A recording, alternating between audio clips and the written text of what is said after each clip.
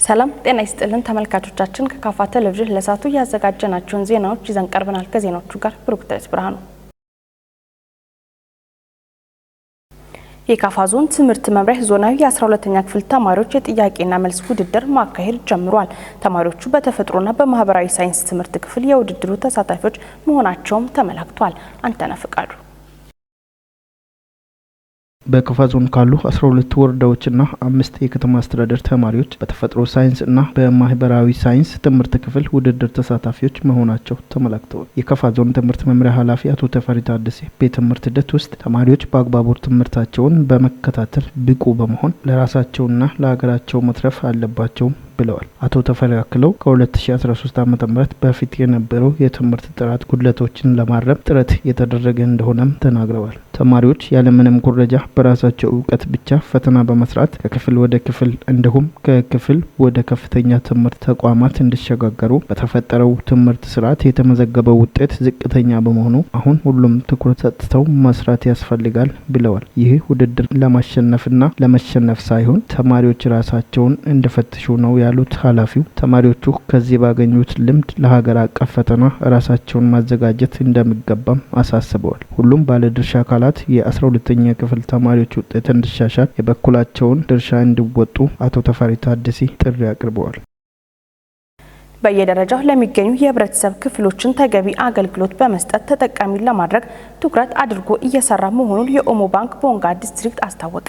በተያዘው በጀት ዓመት የዞኑ መንግስት ብድር የወሰዱ አካላት እንዲመልሱ እያደረገ ያለው እገዛ ጠንክሮ መቀጠል እንዳለበትም ተጠይቀዋል። በላቸው በላይ ኦሞ ባንክ የቦንጋ ዲስትሪክት ስራ አስኪያጅ አቶ አስራት ኃይሌ ከካፋ ቴሌቪዥን ድርጅት ጋር ባደረጉት ቃለ መጠይቅ ተቋሙ ራሱን ወደ ባንክ በማሳደግ ከሚሰጣቸው አገልግሎቶች በተጨማሪ ለሴቶችና ሌሎች ደንበኞች የተለያዩ ድሎችን ይዞ መምጣቱን አብራርተዋል።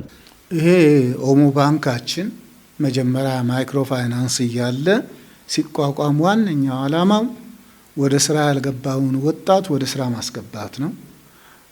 በቁጠባም ትንሽ ደከም የሚሉና ወደ ስራ ያልገቡ እናቶቻችንን ሴቶችን ወደ ስራ ለማስገባት እና ቁጠባን ባህል የማድረግ ስራ ነበረ የተጀመረው። በኋላ እያሰፋ ሲሄድ በየትኛውም ባንክ የማይሰጥ አንድ ትልቅ ስራ አለ። ለመንግስት ሰራተኞች ብድር መስጠት። የመንግስት ሰራተኛ ብድር ሲወስድ የሚያቀርበው ቢዝነስ ፕላን የለም፣ ሌላ የሚጠየቀው ነገር የለም። የቤት ጥሪት ማሟያ በቃ የቤት ጥሪት ማሟያ በሚል አንድ የመንግስት ሰራተኛ ብድር የሚያገኝበት ሁኔታ የተመቻቸበት ባንክ ነው ይሄ ባንክ።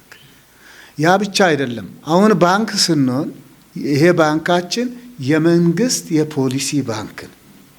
የመንግስት የፖሊሲ ባንክ ስለሆነ ድንገት ትላንት የሚሰራቸውን የማይክሮ ስራዎች እንደማይሰራ ተደርጎ አንዳንድ ማህበረሰቦች ወይም አንዳንድ ሰዎች ጥርጣሬ ውስጥ ናቸው።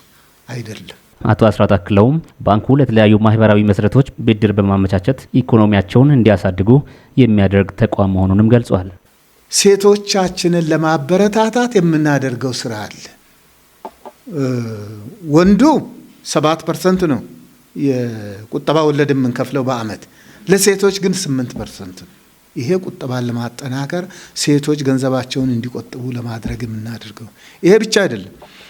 ከብድር አሰጣጥ አንጻር እንኳን ለወንዱ ከምንሰጠው ወለድ ለሴቶች 1% ዝቅ አድርገን ቁጠባ ላይ 1% ጨምረን እንሰጣለን። ብድር ስንሰጥ ግን 1% ከወንዱ ዝቅ አድርገን እንከፍላለን። የዞኑ መንግስት ለተቋሙ ባደረገው ድጋፍ ለወጣቶች ብድር ማመቻቸትና ማሰራጨት መቻሉንም አቶ አስራት ተናግሯል። ባንኩ የመንግስት የፖሊሲ ባንክ ስለሆነ አመራሩ ካልደገፈን የትም አይደርስም። ባንኩ አመራሩ ደግሞ ሊደግፍ የግድ ነው። ይሄ ከክልል እስከ ዞን፣ ከዞን እስከ ወረዳ፣ ከወረዳ እስከ ቀበሌ ያለው አመራር ይህም ባንክ የመደገፍ ግዴታ አለበት። ይሄ ግዴታ የሚኖርበት ለምንድን ነው? የስራ እድል ፈጠራ ገንዘብ ለወጣቱ የመጣው እኛ ጋር ነው ያለው። ስለዚህ ወጣቱን ወደ ስራ ማስገባት ማለት ራሱን የቻለ ፖለቲካ ነው።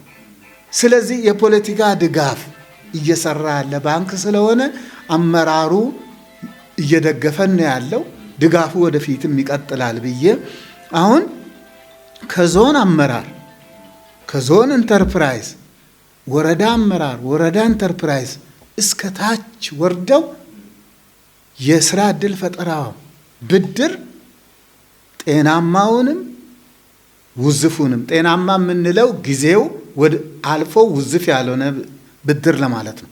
ይህን የማስመለስ ስራ በጋራ እየሰራ ነው። በተለያዩ ጊዜያት በተቋሙ ስታይ የነበረውን ችግር ገምግሞ እንዲፈታ አቅጣጫ መቀመጡንም አቶ አስራት ገልጸዋል።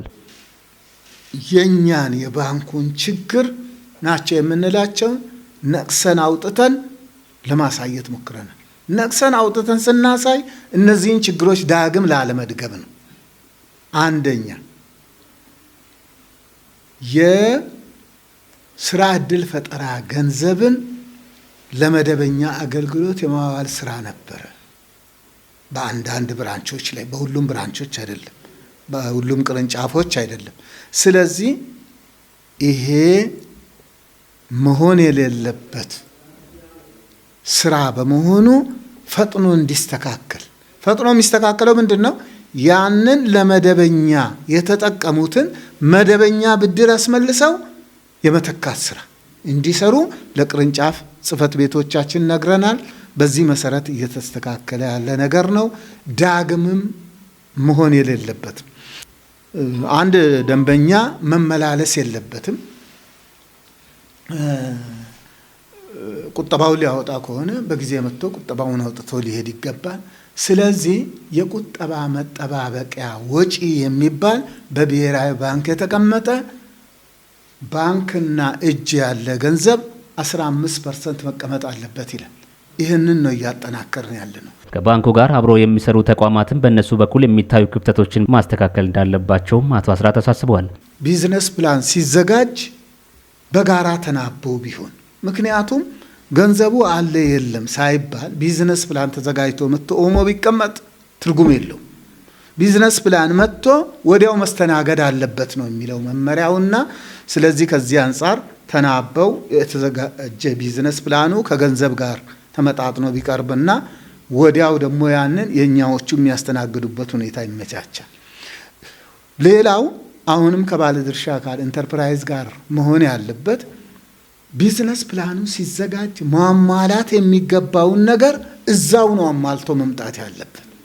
ኦሞ ከመጣ በኋላ ኦሞ ይሄ አልተሟላም ብሎ መመለስ የለበትም።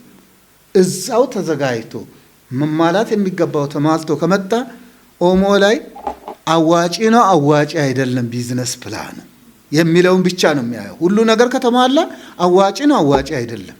ይሄንንም ለማለት ራሱ ስትሪንግ ኮሚቴ በስትሪንግ ኮሚቴ ተቀምጠው ቢዝነስ ፕላኑን የመገምገም ስራ ቢሰራ አዋጪ ነው አዋጪ አይደለም የሚለው እዛም ሊፈታ ይችላል። ስለዚህ ይሄ ከተፈታ ደንበኛችን አይጉላላም።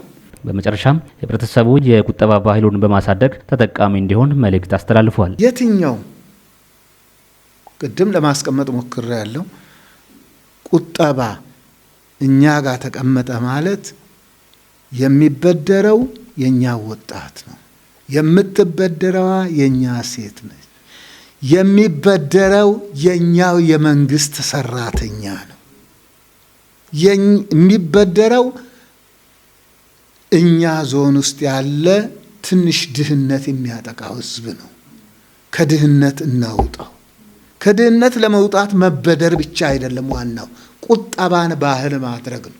ቁጠባን ባህል ማድረግ ራሱ ከድህነት አንዱ ማውጫው መንገድ ስለሆነ ቁጠባን ባህል ማድረግ ላይ ወደ ተቋማችን ወይም ወደ ባንካችን ብቻ ቢቆጠብ ብዙ አገልግሎት አለውና ይህንን መልእክት ጨምሬ ለማስተላለፍ ነው። ሴቶችን ከአካላዊና ከስነ ልቦናዊ ጥቃት በመከላከል ብልጽግናን ለማረጋገጥ እየሰራ መሆኑን የዴቻ ወረዳ ሴቶች ህጻናትና ወጣቶች ማህበራዊ ጉዳይ ጽህፈት ቤት አስታወቀ።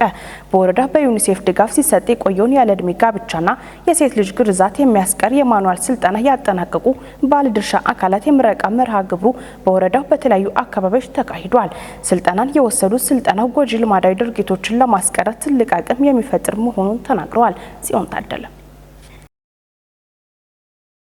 በወረዳው በዩኒሴፍ ድጋፍ ሲሰጥ የቆየውን ያለ ዕድሜ ጋብቻና የሴት ልጅ ግርዛትን የሚያስቀር የማኑዋል ስልጠና ያጠናቀቁ ባለድርሻ አካላት የምረቃ መርሃ ግብር በወረዳው በተለያዩ ቀበሌዎች እየተካሄደ ይገኛል። በዚህም በዴቻ ወረዳ በኡፋ ቀበሌ ተገኝተው ንግግር ያደረጉት የዴቻ ወረዳ ሴቶች፣ ህጻናት፣ ወጣቶችና ማህበራዊ ጉዳዮች ጽህፈት ቤት ኃላፊ ወይዘሮ ፋንታይ ወንድሙ እንደገለጹት ሴቶችን ከአካላዊና ከስነ ልቦናዊ ጥቃት በመከላከል ብልጽግናችንን እናረጋግጣለን ብለዋል።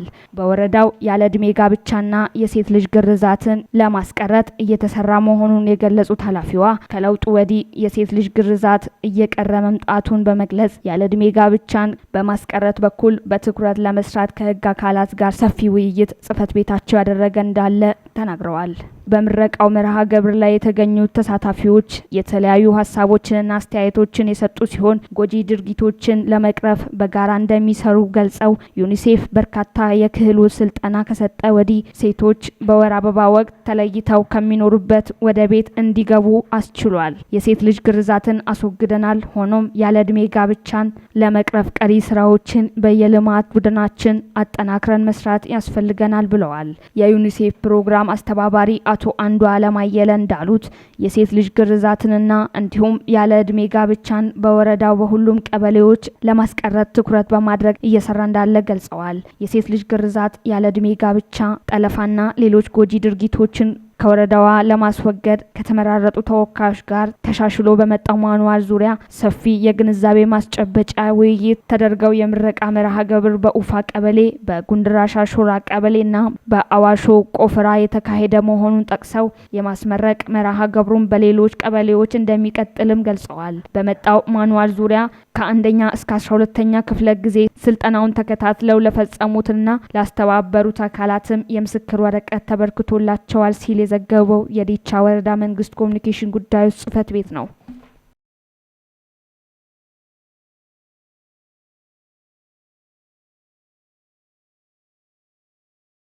መከላከያ ሰራዊቱን በአደረጃጀት በእውቀትና በቴክኖሎጂ የመገንባቱ ስራ ተጠናክሮ ይቀጥላል ሲሉ ፊልድ ማርሻል ብርሃኑ ጁላ ገለጹ። መከላከያ ሰራዊቱን በአደረጃጀት በእውቀትና በቴክኖሎጂ የመገንባቱ ስራ ተጠናክሮ እንደሚቀጥል የጦር ኃይሎች ጠቅላይ ኢታማዦር ሹም ፊልድ ማርሻል ብርሃኑ ጁላ ገልጸዋል። ፊልድ ማርሻል ብርሃኑ ጁላ ለቤላ ኮምፕሬሄንሲቭ ስፔሻላይዝድ ሆስፒታል ግንባታ የመሰረት ድንጋይ አስቀምጠዋል። ጽዮን ታደለ በዚህ ወቅት ባደረጉት ንግግር በሁሉም ዘርፎች ኢትዮጵያን የሚመጥን ሰራዊት የመገንባት ሂደቱ ተጠናክሮ ይቀጥላል ብለዋል። ሰራዊቱን በአደረጃጀት በእውቀት በቴክኖሎጂ እንዲሁም በሁሉም ዘርፎች የመገንባት ሂደቱ ተጠናክሮ መቀጠሉን ጠቁመው ሰራዊቱ በሁሉም ዘርፎች ፕሮፌሽናል ሆኖ እንዲገኝ ይሰራልም ነው ያሉት።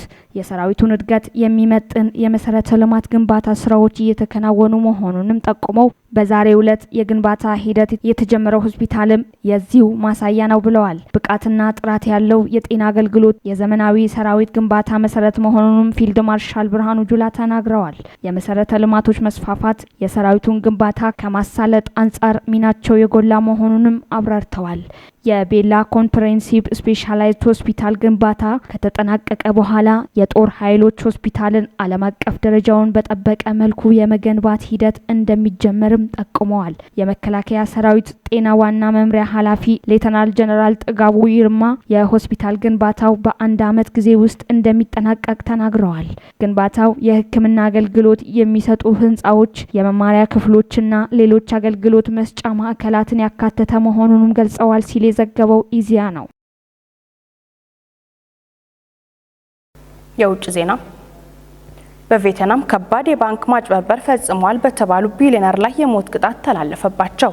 ትሪዮንግ ማይላን የተባሉት ቢሊዮነር ባለፉት 11 ዓመታት የሀገሪቱን ትልቅ ባንክ ሲዘርፉ ቆይተዋል በሚል በቀረበባቸው ክስ ነው ቅጣቱ የተላለፈባቸው። ተጨማሪ አለ። Hidden ownership of the Saigon Commercial Bank to channel 44 ትሮንግ ማይላን የተባሉት ቢሊዮነር ባለፉት 11 ዓመታት የሀገሪቱን ትልቅ ባንክ ሲዘርፉ ቆይተዋል በሚል በቀረበባቸው ክስ ነው ቅጣቱ የተላለፈባቸው። በሆቺሚን ከተማ የሚገኘው ፍርድ ቤት በቬትናም ከገንዘብ ማጭበርበር ጋር በተገናኘ የመጀመሪያው የሞት ቅጣት ውሳኔውን አሳልፏል። የ67 ዓመቷ ቢሊዮነር ሳይጎን ከተሰኘው ንግድ ባንክ $44 ቢሊዮን በማጭበርበር ወስደዋል የሚል ክስ ቀርቦባቸዋል። ትሩኦንግ ከወሰዱት ብድር ውስጥ 27 ቢሊዮን ዶላሩን እንዲመልሱ ብይን ቢሰጥም አቃቤ ሕግ መመለስ እንደማይችል በማረጋገጡ የሞት ቅጣት ተላልፎባቸዋል ነው የተባለው። የሞት ፍርዱ ቢሊዮነሯ በተለያዩ ምስጢራዊ ኩባንያዎቻቸው የደበቁትን ሀብት በመጠቀም ብድራቸውን እንዲመልሱ ያበረታታል ተብሎ ታምኖበታል። የቬትናም ባለስልጣናት ባልተለመደ መልኩ ስለ ቢሊዮነሯ ክስ ዝርዝር መረጃ መስጠታቸውን የጠቀሰው ቢቢሲ በክስ ሂደቱ 10 አቃቤ ሕጎችና ከ200 በላይ ጠበቆች መሳተፋቸውን ዘግቧል። 2700 ምስክሮች ቃላቸውን እንዲሰጡ የጥሪ ወረቀት እንደደረሳቸውና ከ5400 ኪሎ ግራም በላይ የሚመዝኑ ማስረጃዎች በ104 ሳጥኖች መቅረባቸውን ተጠቁሟል። በቬትናም ታይቶ አይታወቅም በተባለው ግዙፍ የፍርድ ሂደት ከቢሊዮነሯ ጋር 85 ሰዎችም ክስ ቀርቦባቸዋል ነው የተባለው። የቬትናም ኮሚኒስት ፓርቲ ዋና ጸሐፊ ኒጎን ትሩኦንግ ሙስና የፓርቲያችን ህልውና አደጋ ነው ብለው ከ2016 ጀምሮ የጸረ ሙስና ዘመቻ መጀመራቸው ይታወሳል። ዘመቻው 2 ፕሬዝዳንቶችና 2 ምክትል ጠቅላይ ሚኒስትሮች ከስልጣን እንዲለቁ እንዲሁም በመቶዎች የሚቆጠሩ ባለስልጣናት በዲሲፕሊን ቅጣትና በእስር እንዲቀጡ ማድረጉ ተገልጿል። የቬትናም ቀዳሚዋ ሴት ቢሊዮነርም ይሄው የዋናው ጸሐፊ ዘመቻ ዘብጥያ ወርውሯቸው የሞት ቅጣት ተላልፎባቸዋል። ሁሉም መሬት በመንግስት በሚተዳደርባት ቬትናም ለሆቴልም ሆነ ለፋብሪካ መሬት ለማግኘት ከባለስልጣናት ጋር ልዩ ግንኙነት መመስረት ግድ ነበር። ይህም እድገቷ ፈጣን የነበረውን ሀገር ሙስና እንዲስፋፋባት አድርጓል። ሁኔታው የሀገሪቱ መንግስት በፈረንጆቹ 1986 የኢኮኖሚ ማሻሻያ እንዲያደርግ ሲያስገድደው የመዋቢያ እቃዎችን በመሸጥ የንግዱን ዓለም የተቀላቀሉት ትሩኦንግ መሬት በስፋት መግዛት ጀመሩ። በሆቺሚኒ የታዋቂ ሆቴሎች ባለቤት መሆን የቻሉ ትሩኦንግ ሀብት በሀብት እየደረጉ ሲሄዱም ጊዜ አልወሰደባቸውም። የሳይጎን ንግድ ባንክ ግን ዋነኛ መወጣጫቸው ነበር ይላል የቀረበባቸው ክስ። የቬትናም ሕግ ማንኛውም ግለሰብ በየትኛውም ባንክ ውስጥ ከ500 በላይ ድርሻ እንዳይኖረው ቢከለክልም ቢሊዮነሯ ግን በኩባንያዎቻቸው ስም ባንኩን የግል ንብረታቸው አድርገውታል ነው የተባለው። የባንኩ ስራ አስኪያጆች እንዳሻቸው እየሾሙ ስም እንጂ ሰራተኛም ሆነ ስራ ለሌላቸው ሼል ኩባንያዎች በቢሊዮን ዶላር ብድር እንዲፈቅዱ ሲያደርጉ እንደነበር ክሱ ያስረዳል። ባንኩ ከለቀቀው ብድሩ 93% ለትሩኦንግ ኩባንያዎች የቀረበ እንደነበረም ተገልጿል። ከ2019 ጀምሮ ለ3 ዓመታት ሾፌራቸው 108 ትሪሊዮን የቬትናም ዶንግ ወይም ከ4 ቢሊዮን ዶላር በላይ በጥሬ ገንዘብ እንዲያወጣ አድርገው በምድር ቤታቸው ማከማቸታቸው የተገለጸ ሲሆን የተከማቸው የገንዘብ ኖት 2 ኩንታል ይመዝናል ተብሏል። ክቡራን ተመልካቾቻችን ከካፋ ቴሌቪዥን ለሳቱ ያዘጋጀናቸው ዜናዎች እስካሁኖቹ ነበሩ። ዜናዎቹን እየመራው እኔ ብሩክታይት ብርሃኑ አብሬያችሁ ቆይታ አደረኩ። ከቀሪ የካፋ ቴሌቪዥን መሰናዶች ጋር መልካም ጊዜ